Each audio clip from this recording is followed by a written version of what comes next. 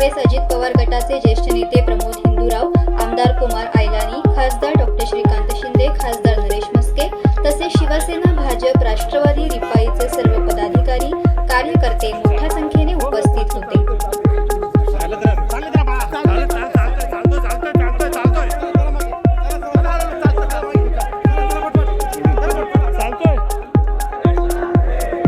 आज पुन्हा एकदा पक्षाच्या माध्यमातून संधी भेटलेली आहे विधान परिषदेसाठी.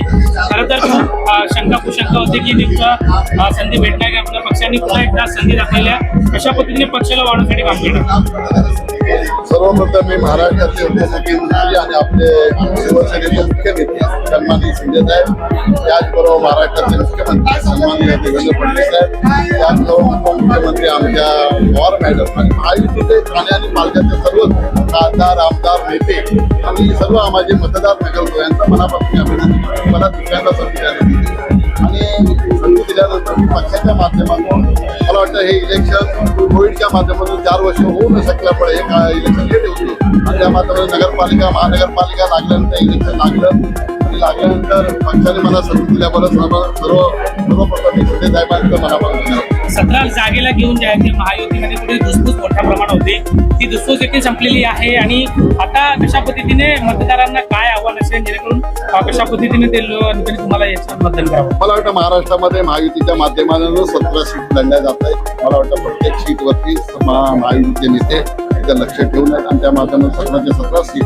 त्या महायुतीच्या जिंकल्या असं सन्माननीय उपमुख्यमंत्री शिंदे साहेबांनी सर, शिंदे ठाकरेंच्या नावानंतर कुठे नाराजी वाटते? मला बघा, सन्माननीय पक्षाचे नेते आणि मुख्य नेते सन्माननीय शिंदे साहेब आणि पक्षावरती माझा पूर्ण विश्वास होता, त्याच्यामध्ये मला नाराजीचा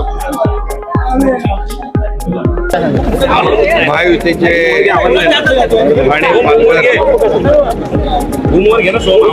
मतदारसंघाचे उमेदवार रवींद्र फाटक यांचाच उमेदवारी अर्ज दाखल झालेला आहे. आपण पाहिलंय की सर्वच आमचे महायुतीचे पदाधिकारी, कार्यकर्ते आणि स्वतः मतदार देखील यामध्ये उपस्थित होते. त्यामुळे रवींद्र फाटक यांचा विजय पक्का आहे आणि प्रचंड मताधिक्याने महायुतीचे उमेदवार रवींद्र फाटक प्रचंड मताधिक्याने विजयी होतील हा विश्वास या ठिकाणी व्यक्त करतो. कारण आपण पाहिलं तर या मतदारसंघामध्ये महायुतीचं प्राबल्य आहे, महायुतीचं मेजॉरिटी आहे आणि त्यामुळे ही निवडणूक जी आहे ही महायुती प्रचंड मताधिक्याने जिंकेल.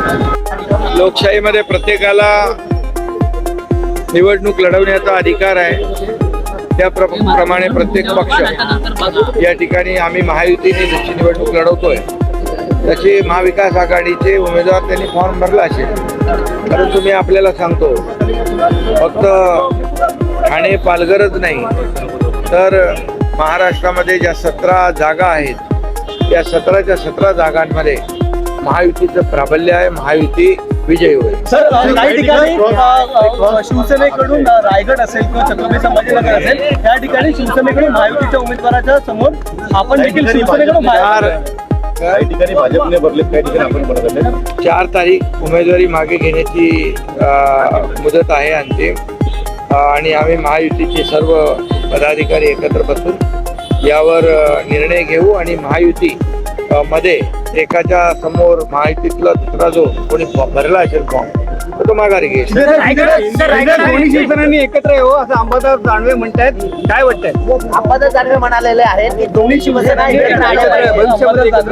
भविष्यात एकत्र यायला पाहिजे.